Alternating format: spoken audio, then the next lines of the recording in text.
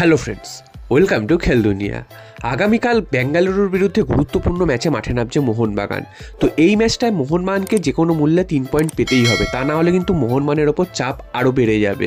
তো এই ম্যাচে নামার আগে মোহনবাগানের চোটাঘাতের সমস্যা কিন্তু আবারও প্রকট হয়ে উঠেছে।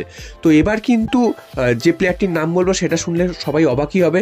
তিনি হচ্ছেন গোলকিপার বিশাল কায়েত। তো বিশাল কায়েতের যেটা শোনা যাচ্ছে একটা হালকা চোট রয়েছে, যেটা আগের ম্যাচে খেলতে গিয়ে তিনি চোট পেয়েছিলেন বুকের মধ্যে। তো সেই চোটটার জন্য তিনি একটুখানি ভুগছেন। তবে আগামীকালের ম্যাচে তিনি খেলবেন কি খেলবেন না সেটা কিন্তু এখনও অবধি শিওর নয়।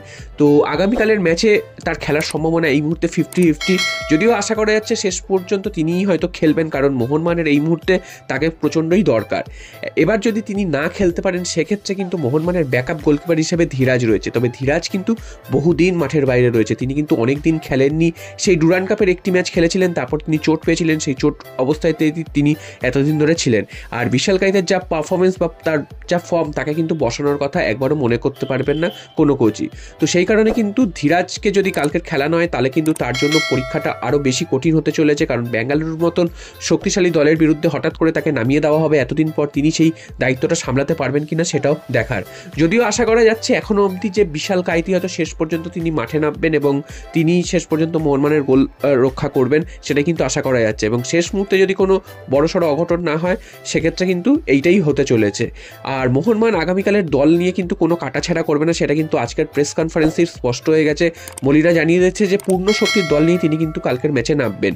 তো বুঝতেই পারছো যে পূর্ণ শক্তির দল বলতে কি বোঝানো হচ্ছে, যে গতদিন যেমন দেখেছিলাম যে সুহেলকে নামিয়ে দেওয়া হয়েছিল, অভিষেক সূর্যবংশীকে নামিয়ে দেওয়া হয়েছিল, তো এরকম ভুল তিনি কিন্তু আর করবেন না প্রথম থেকে। হ্যাঁ, এইসব প্লেয়াররা প্রতিশ্রুতিমান প্লেয়ার ঠিকই, তাদেরকে কিন্তু সময় অনুযায়ী ব্যবহার করতে হবে, বা যখন যাদের দরকার তখন কিন্তু ব্যবহার করতে হবে। যেমন সুহেলকে যেমন আগের দিন প্রথম থেকেই একা ফরওয়ার্ডে পাঠিয়ে দিয়েছিল, তাকে কিন্তু কোনো সাপোর্ট দেওয়া হয়নি, যে কারণে তিনি একা চেষ্টা করলেও গোল কিন্তু করতে পারেনি, যার ফল কিন্তু মোহনবাগানকে ভুগতে হয়েছে। তো কালকে কিন্তু প্রথম থেকেই যেটা মনে করা হচ্ছে জেসন কামিংস আর জেমি ম্যাকলারেনকেই নামানো হবে, যেটা কিন্তু মলিরা নামিয়ে থাকছেন এই লাস্ট 2-3টে ম্যাচে। তো সেরকমই কিন্তু দল নামাবে। এছাড়া কিন্তু মাঝ মাঠেও কিন্তু খুব একটা বেশি পরিবর্তন করবে না, আর ডিফেন্স তো একেবারেই পরিবর্তন করবে না। একমাত্র আশিস রায়, তিনি কাঠ সমস্যায় খেলতে পারবে না তোমরা জানো, তো তার জায়গায় দীপেন্দু বিশ্বাসকে আমরা দেখতে পেতে পারি। তো এই হচ্ছে মোহনবাগানের দল, এবং এই দল নিয়ে কিন্তু মোহনবাগান বেঙ্গালুরু এফসির বিরুদ্ধে নামবে। আর বেঙ্গালুরুর রিসেন্ট ফর্ম কিন্তু খুব একটা ভালো নয়। তো এই ম্যাচটাকে যেভাবেই হোক মোহনবাগানকে টার্গেট করতে হবে 3 পয়েন্ট তুলে নেওয়ার জন্য। যদি এই ম্যাচ থেকেও মোহনবাগান 3 পয়েন্ট না পায়, একটা হোম ম্যাচ, তার উপর এরকম গুরুত্বপূর্ণ সময়, তাহলে কিন্তু এফসি গোয়া মোহনবাগানের ঘাড়ে এসে পড়বে, এবং তারা কিন্তু মোহনবাগানকে আবার ফাইট করতে শুরু করে দেবে মোহনবাগানের সাথে।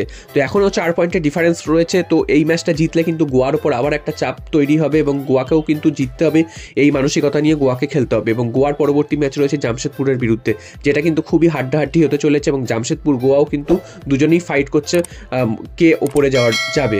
তো মোহনবাগান এই ম্যাচটা জিতে থাকলে মোহনবাগানের জন্য কিন্তু অনেকটাই লাভজনক হবে, সেটা কিন্তু বোঝাই যাচ্ছে। তো দেখা যাক আগামীকালের ম্যাচ মোহনবাগান